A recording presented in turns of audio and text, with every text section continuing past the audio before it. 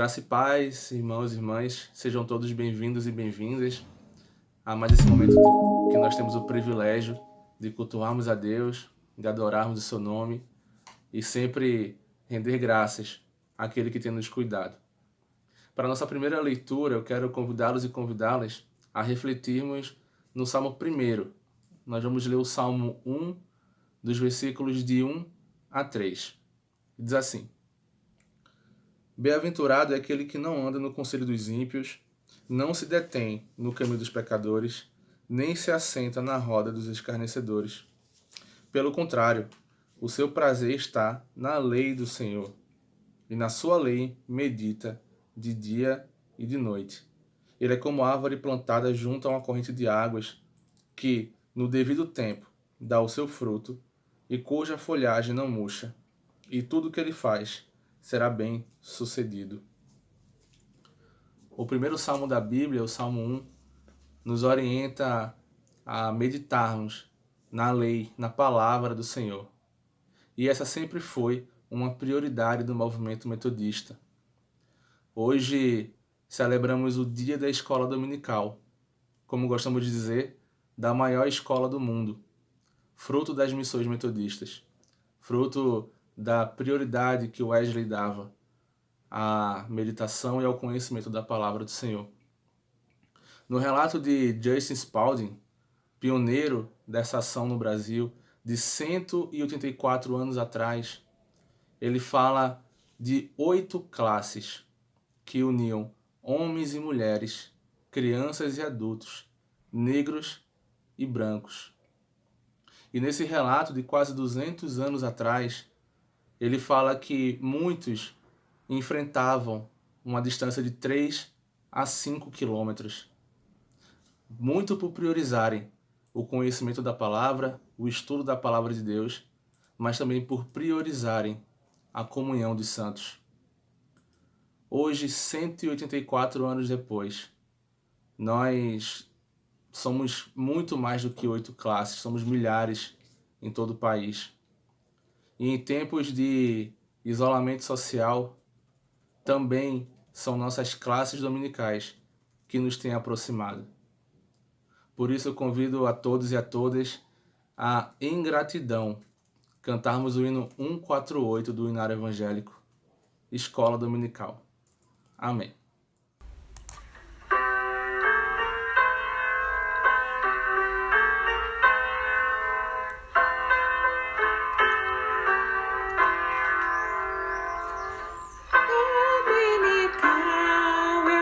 Antiga escola em que se estuda o livro do Senhor.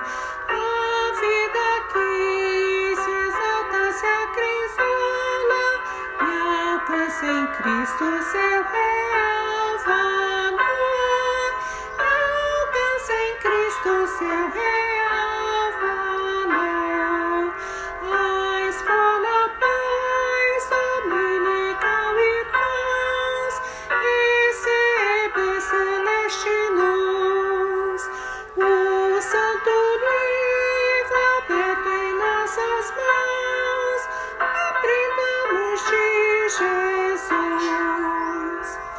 De grandes vultos e áreas memoráveis, lições sublimes vimos aprender. Lições escritas na alma inapagáveis que moldam nossas vidas com poder. Que moldam nossas vidas com poder. A escola pois dominical irmãos recebe celeste luz. O santo livro aberto em nossas mãos, aprendamos de Jesus. O Mestre insigne está presente em Cristo, que luz e vida plena traz. O seu ensino igual jamais foi visto, tesouros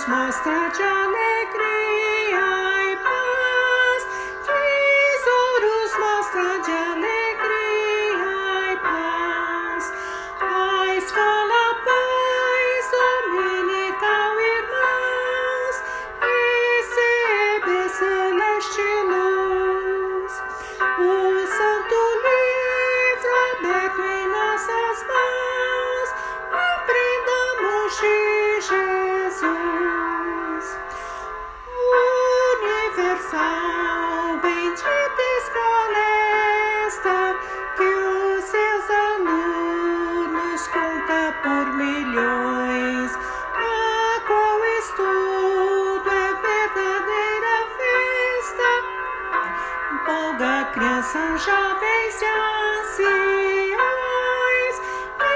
empolga crianças, jovens e anciões. A escola, pois, dominical e paz, receber celeste luz, o santo livro aberto em nossas mãos, aprendamos de Jesus. Amém.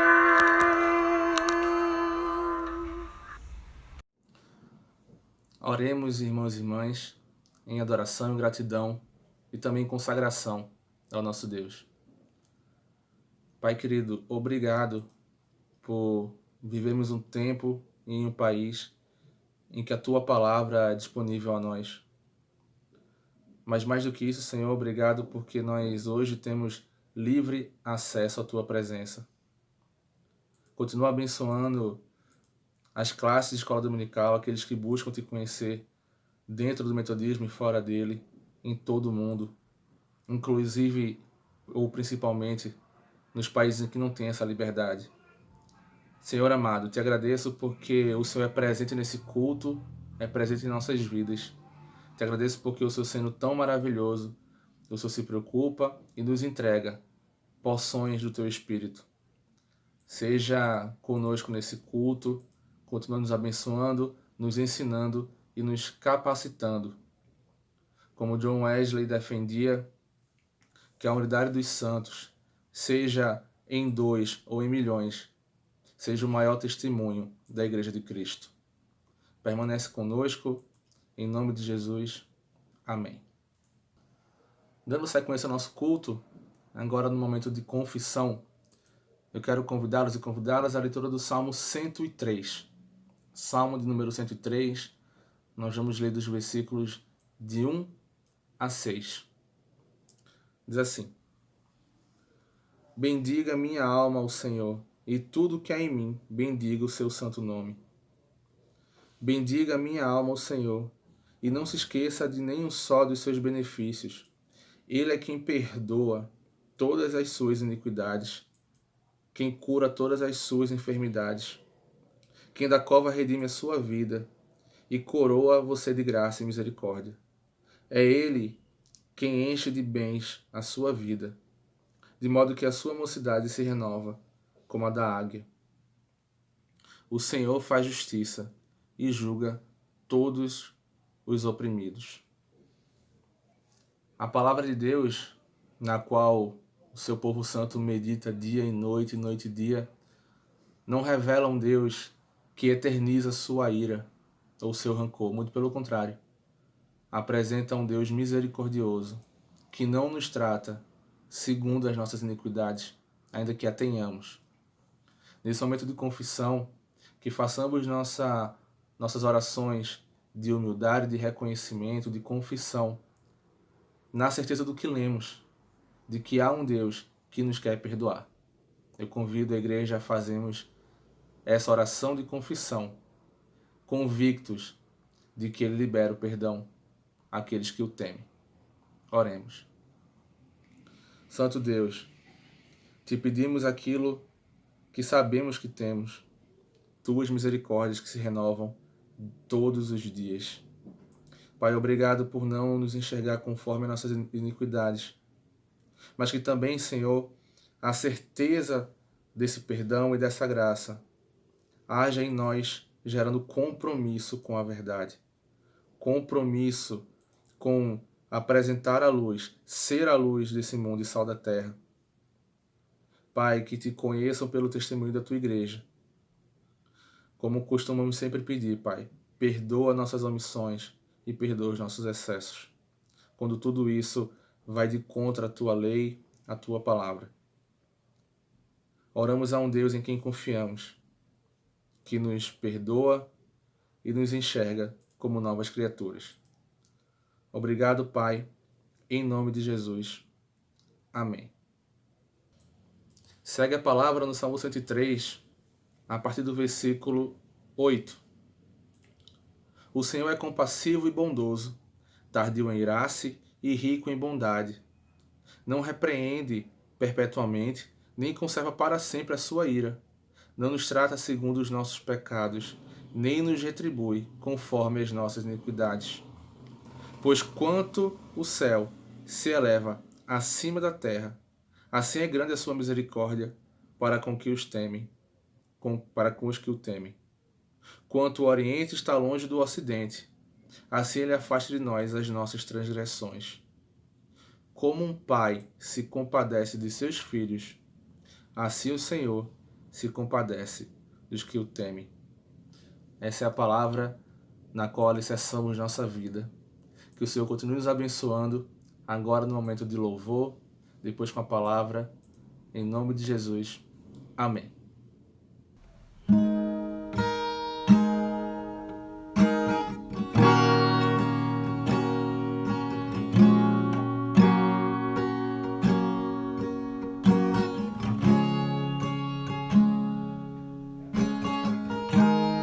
Digno é o Cordeiro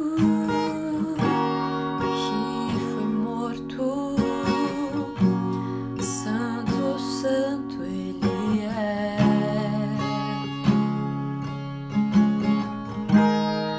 Um novo cântico ao que se assenta sobre o trono dos céus. Santo, Santo, Santo, Deus Todo-Poderoso, que era e é e há de vir. Com a criação eu canto louvores ao Rei dos Reis. És tudo para mim e eu te adorarei.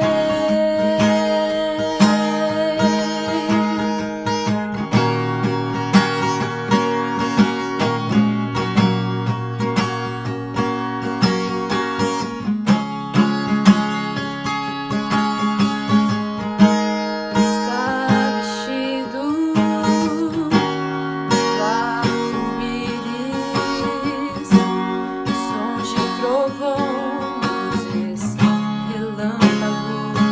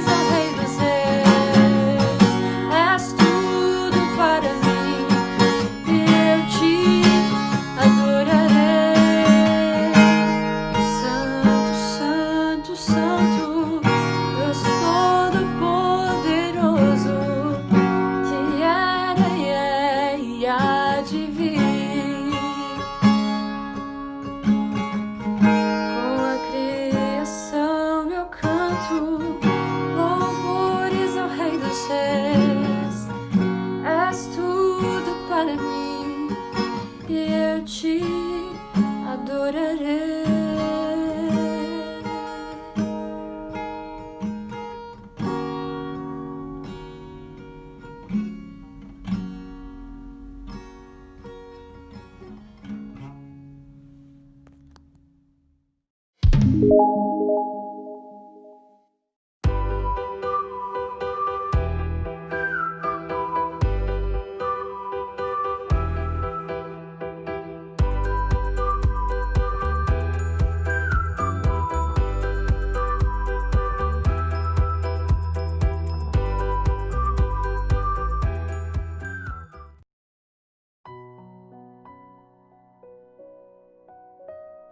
Graça e paz, irmãos e irmãs.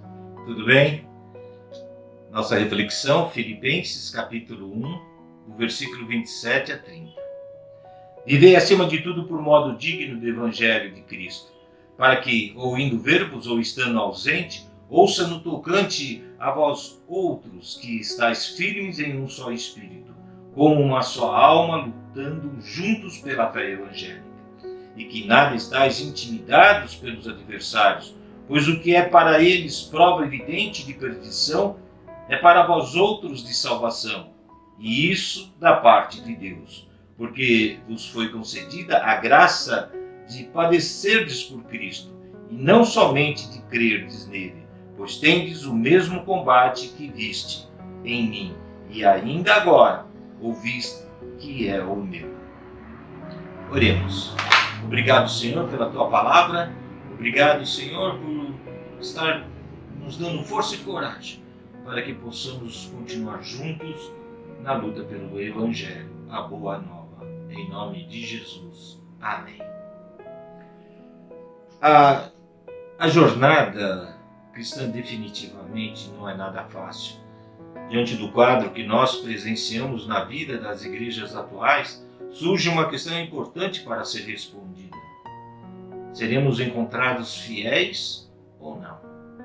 Do mesmo modo, os filipenses viviam uma situação de conflito. Estavam diante de um grande desafio. Por essa razão, o apóstolo Paulo escreve uma carta de encorajamento.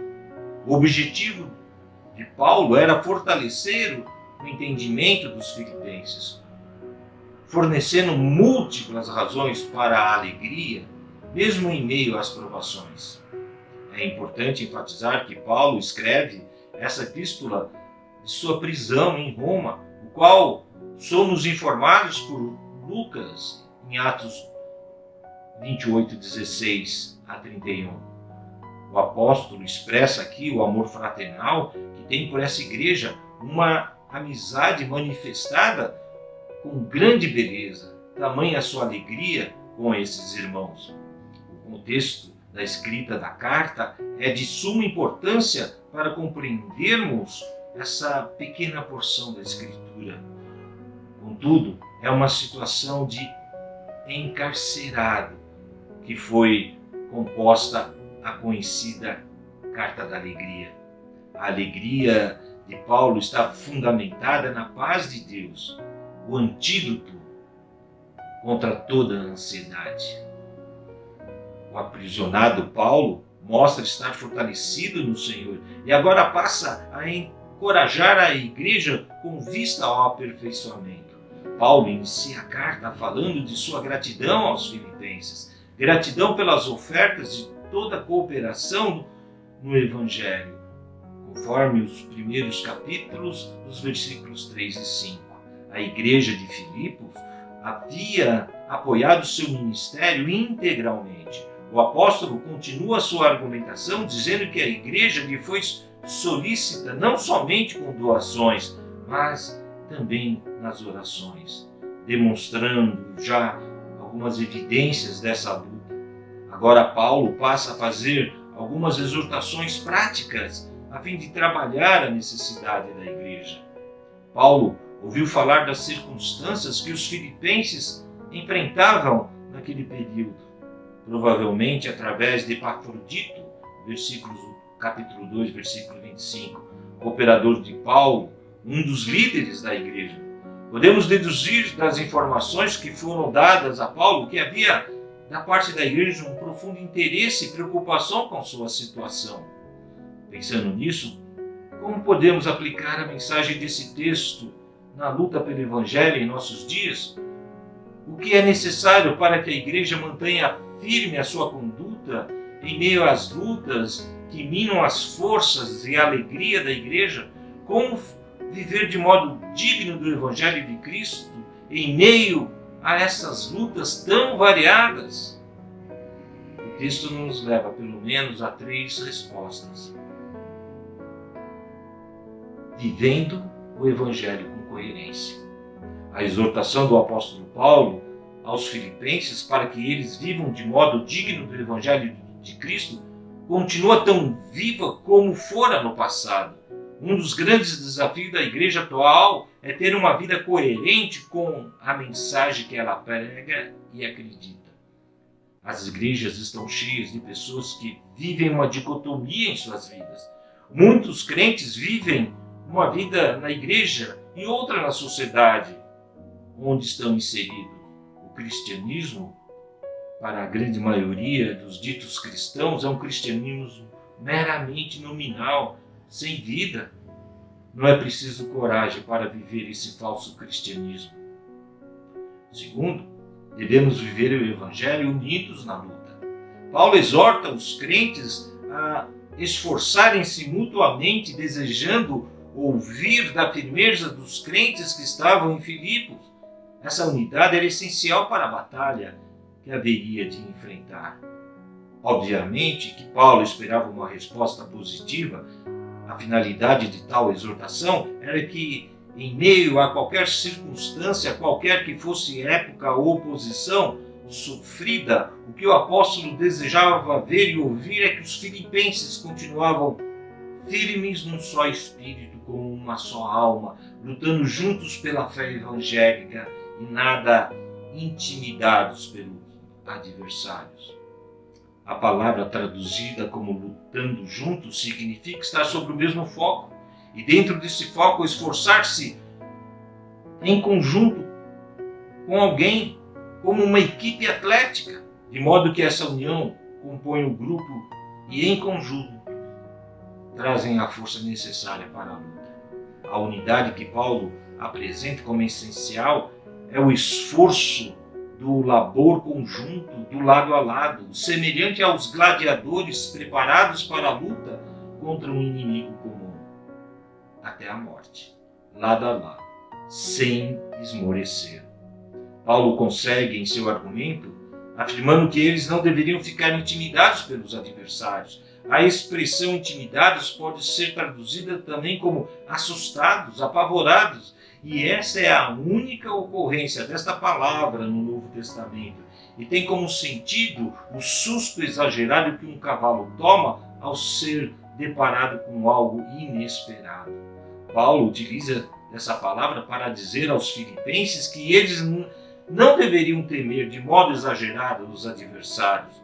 Esse temor era um tipo de fobia que leva ao estremecimento, de maneira que os filipenses ficavam travados. Esse temor não pode jamais ser consolidado na igreja. Paulo exortou a igreja para que unidos enfrentasse toda e qualquer oposição. É óbvio que o apóstolo Paulo tinha em mente os relatos de Epafrodito. Embora não tenhamos como identificar tão claramente como se dava a tal crise, sabemos que havia uma ameaça interna. Quem sabe a quebra da comunhão, ou talvez uma ameaça externa, a perseguição. O fato é que, apesar de ser impossível descrever com exatidão quem eram os adversários, percebemos que os cristãos de Filipos não deveriam ser intimidados diante deles. Paulo apresenta o motivo para eles não temerem, pois o que é para eles prova evidente de perdição é para vós outros de salvação, e isso da parte de Deus. Versículo 28, parte B. E finalizando, devemos viver com a compreensão correta do sofrimento. Sabemos que devemos, unidos, batalhar pela fé cristã, que essa é a verdadeira luta, e que devemos estar preparados para enfrentar a oposição dos inimigos. Precisamos dessa unidade e manifestar com coragem a nossa fé. Mas diante dessa oposição podemos ser atacados por aflições, sofrimentos e grande oposição. É preciso considerar que o Senhor torna mal em bem. Paulo demonstra nesse trecho que o sofrimento pela qual passam os filipenses não significa que Deus se esqueceu do seu povo. Pelo contrário, o sofrimento é um privilégio concedido aos filipenses. Ele faz isso demonstrando no versículo 29 que sofrer por Cristo é uma graça concedida por Deus. E no verso 30, se identificando como alguém que participa dos mesmos sofrimentos. A história do cristianismo é marcada por pessoas que sofreram por causa do Evangelho. Portanto, não deve ser diferente conosco. Devemos estar alicerçados em Cristo, unidos, firmes na luta pelo Evangelho e, em meio aos sofrimentos, resistir com coragem aos adversários e toda oposição. Não sei o que sucederá do nosso país no futuro, mas se algum dia chegarmos a ser proibidos de anunciar as verdades autênticas do Evangelho, que possamos, pela graça de Deus, permanecer firmes, mesmo em meio a perseguições, compreendendo que sofrer pelo Evangelho é um privilégio. Amém. Vamos cantar o hino de número 325, mais perto da sua cruz. Amém.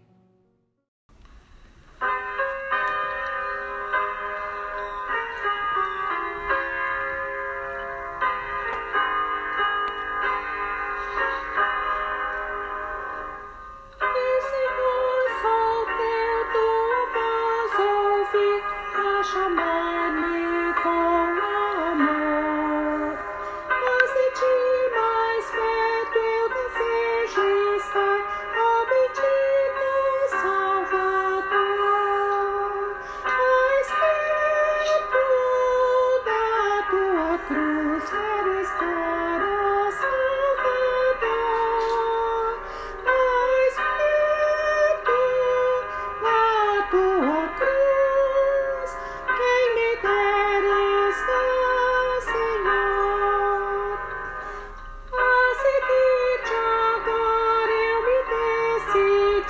Constrangido pelo amor, jubiloso, pois me declaro teu, sem reservas, meu Senhor.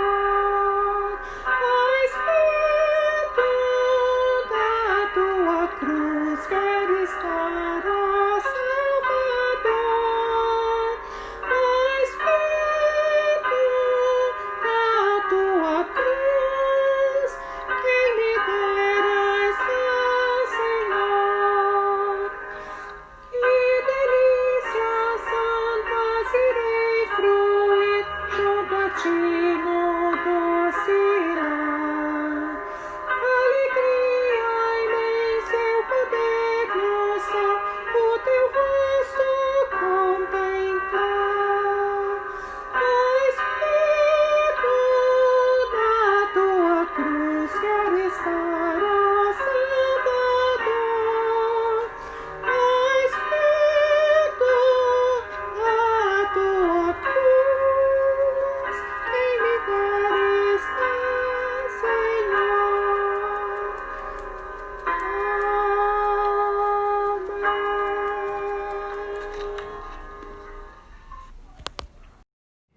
Oremos.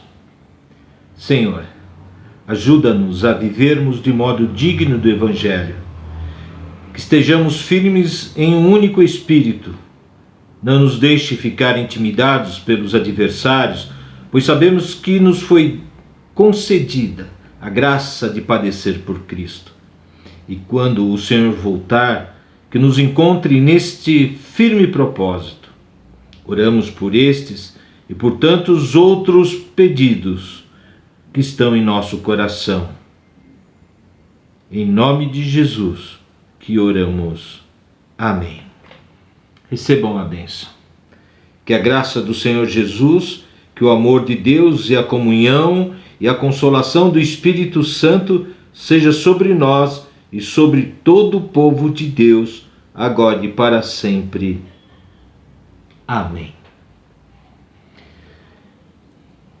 Deixa eu dar um aviso aos irmãos.